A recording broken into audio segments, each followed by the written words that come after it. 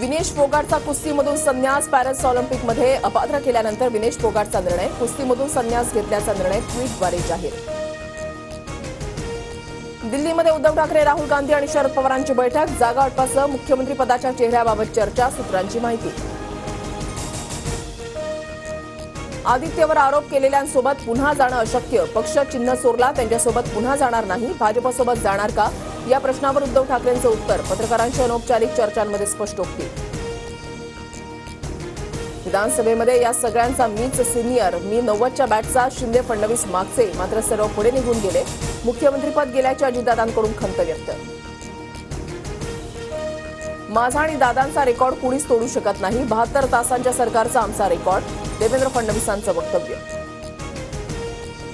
विधानसभेनिमित्त अजित पवारांची जनसन्मान यात्रा. 12 जिल्ह्यामधील 39 मतदारसंघात पहिल्या टप्प्यातली यात्रा. शिरवाळांच्या मतदारसंघातून अजितदादांच्या यात्रेला सुरुवात होणार. उद्धव ठाकरे 10 ऑगस्टला ठाण्यामध्ये सभा घेण्याची शक्यता. विधानसभा निवडणुकीच्या पार्श्वभूमीवर ठाकरेंची सभा. फडणवीस पोलिसांच्या बाजूने बोलले, आंदोलकांच्या नाही. स्वतःला 96 कुळी मराठा समजत असाल तर जनतेच्या बाजूने बोला. अन्यायी फडणवीसांच्या बाजूने बोलणं बंद करा. जरांगींचा राणेंवर हल्लाबोल. शासकीय योजनांच्या प्रचारासाठी 50,000 तरुणांची योजनादूत म्हणून निवड होणार. मुख्यमंत्री योजनादूत कार्यक्रमाची सरकारकडून घोषणा. प्रति 10,000 रुपये मासिक तत्वावर नेमणूक केली जाणार. बांगलादेशात आज अंतरिम सरकार स्थापन होणार. मोहम्मद युनिस यांचा रात्री 8 वाजता शपथविधी. सरकारचे प्रमुख म्हणून शपथ घेणार लष्कर प्रमुख वाकर उझ झमानांची माहिती.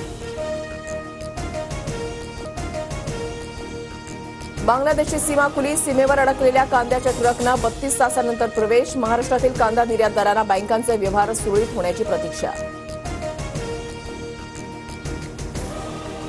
कृष्णा आणि वारणा नद्यांच्या पुराचा सांगली जिल्ह्यामधील शेतीला फटका.